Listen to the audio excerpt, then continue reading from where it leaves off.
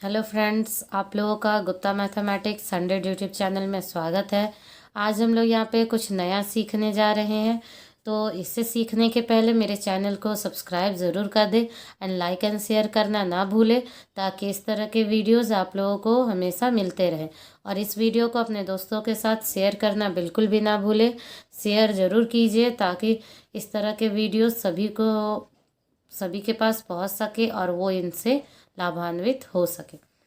चलिए अब हम लोग आज का वीडियो देखते हैं, जिसमें मैंने बताया है केमिस्ट्री के पार्ट को, यानी पदार्थों का वर्गीकरण। इसको इंग्लिश में क्लासिफिकेशन ऑफ मैटर भी बोलते हैं।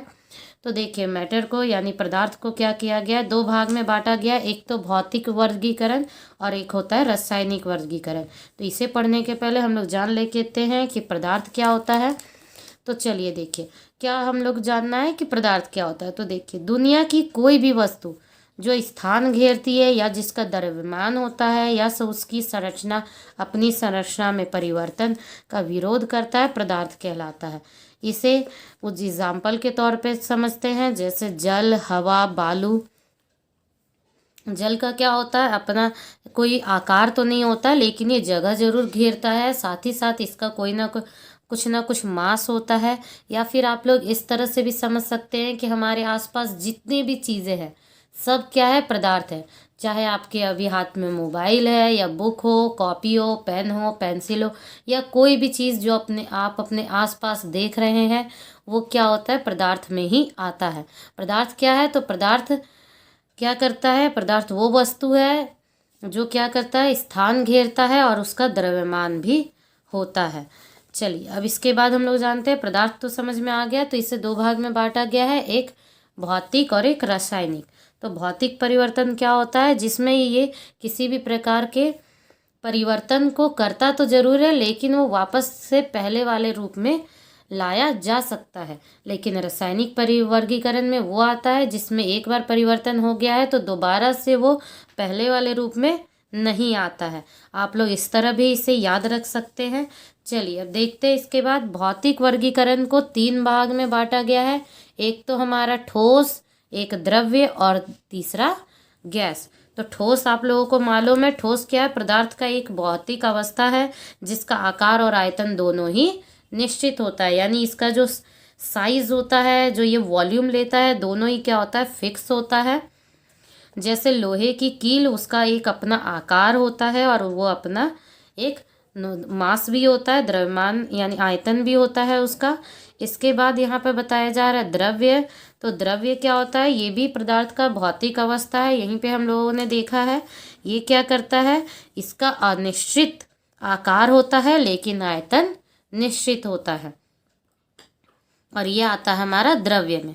इसके बाद गैस में आ जाते हैं। तो गैस में क्या होता है, इसका जो आकार होता है और जो आयतन होता है, दोनों ही क्या होता है, अनिश्चित होता है, अनिश्चित होता है। इसी तरह से इसका क्या होता है, इसका आकार अनिश्चित होता है लेकिन ये आयतन निश्चित होता है और ये अनिश्चित होता है, और इसमें आकार और आयतन दोनों ही निश्चित होते हैं। तो ये तो आप लोगों को याद हो गया होगा। इसको बोलते हैं सॉलिड, ये लिक्विड, और इसको गैस बोलते हैं। इसके बाद अब रासायनिक परिवर्तन में आ जाते हैं। तो रासायनिक वर्गीकरण में क्या है, इसे कुछ पार्ट्स में डिवाइड किया गया है। एक तो शुद्ध पदार्थ और दूसरा मिश्रण। तो देखिए, शुद्ध पदार्थ यानी ये ऐसे पदार्थ इसमें शामिल किए गए हैं जो इसमें क्या होता है, किसी भी अन्य यौगिक तत्व या कोई भी पदार्थ नहीं मिले हुए होते। ये सिंगल सब्सटेंसेस से बने हुए होते हैं, इसलिए इसे शुद्ध पदार्थ कहा जाता है।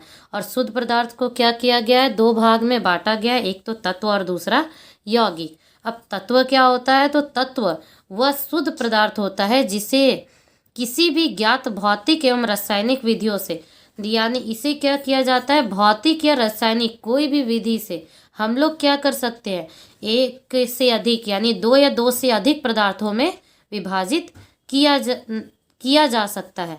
और ना ही क्या किया जा सकता है, दो या दो से अधिक पदार्थों में विभाजित किया जा सकता है, और ना ही किसी सरल पदार्थों के योग से बनाया जा सकता है। तत्वों में हमारा क्या क्या आता है, तो सोना चांदी आता है। इसे ये क्या होते हैं, 2 या 2 से अधिक पदार्थों में नहीं टूटते हैं। लेकिन यौगिक ये क्या होते हैं, ये वह शुद्ध पदार्थ होते हैं जो रासायनिक रूप से 2 या 2 से अधिक पदार्थों में तोड़े जा सकते हैं। जैसे इसमें जल, तो जल हम लोगों को मालूम है कि ऑक्सीजन और हाइड्रोजन 2 चीज़ों से मिलके बना हुआ होता है। तो ये क्या है, सिंगल सब्सटेंस नहीं है, यानी सिंगल पदार्थ नहीं है, सिंगल मैटर में नहीं आते हैं। जबकि तत्व क्या है, सिंगल मैटर में आते हैं। इसके बाद यहाँ पर इस तत्व को क्या किया गया, 2 भाग में बांटा गया, एक धात्विक एक अधात्विक। तो इसमें मैं इसे डिफाइन नहीं कर रही हूँ। इसके लिए आप मेरे नेक्स्ट इन दोनों के बीच के डिफरेंस वाले वीडियोस को देख सकते हैं, जो कि मैं डालने वाली हूँ। और क्योंकि ये क्वेश्चन एग्जाम में आते हैं तो इसलिए इसे अच्छे से मैं उस वीडियो में समझाऊंगी। और यौगिक को भी ये जो 2 भाग में बांटा गया है बहुत ही इम्पॉर्टेंट है, इसको भी मैं उसी वीडियो में अच्छे से कवर अप करूँगी। इसके बाद आ जाते हैं हम लोग मिश्रण में। तो मिश्रण में क्या होता है, मिश्रण पदार्थ जो होते हैं इसमें क्या होते हैं, पदार्थ 2 या 2 से अधिक तत्व या यौगिकों के किसी अनुपात में मिलाने से बने हुए होते हैं, उसे मिश्रण कहते हैं। यानी ये सिंगल नहीं होते हैं, इसमें 2 या 2 से अधिक पदार्थ मिले हुए होते हैं, तो इसे क्या किया जाता है, मिश्रण कहा जाता है। मिश्रण को 2 भाग में बांटा गया, एक समांग एक विषमांग। तो समांग क्या होता है, इसमें निश्चित अनुपात में दोनों को मिलाया हुआ होता है, तो इसलिए इसे समांग मिश्रण कहते हैं। और विषमांग यानी इसमें जो 2 तत्व या 2 से अधिक तत्व मिले होते हैं उनका जो रेशियो होता है, अनुपात, वो निश्चित अनुपात में नहीं मिले हुए रहते, एक कम एक ज़्यादा दूसरा ज़्यादा पहला कम, इस तरह करके ये मिले हुए रहते हैं। लेकिन समांग में क्या होता है, समांग में मिश्रण का जो अनुपात होता है वो बिल्कुल एक जैसा होता है, उसके जो गुण होते हैं वो भी बिल्कुल समान होते हैं। लेकिन विषमांग में उनके गुण और संगठक क्या होते हैं, अलग अलग होते हैं। तो इस तरह करके आप इसके भी डिफरेंसेस को याद रख सकते हैं। तो यही मेरे आज के वीडियो का टॉपिक था, जो समझ में आया होगा तो मेरे चैनल को सब्सक्राइब कर दे, ताकि इस तरह के अच्छे वीडियोस आप लोग हमेशा देखते रहें। वीडियो देखने के लिए थैंक यू।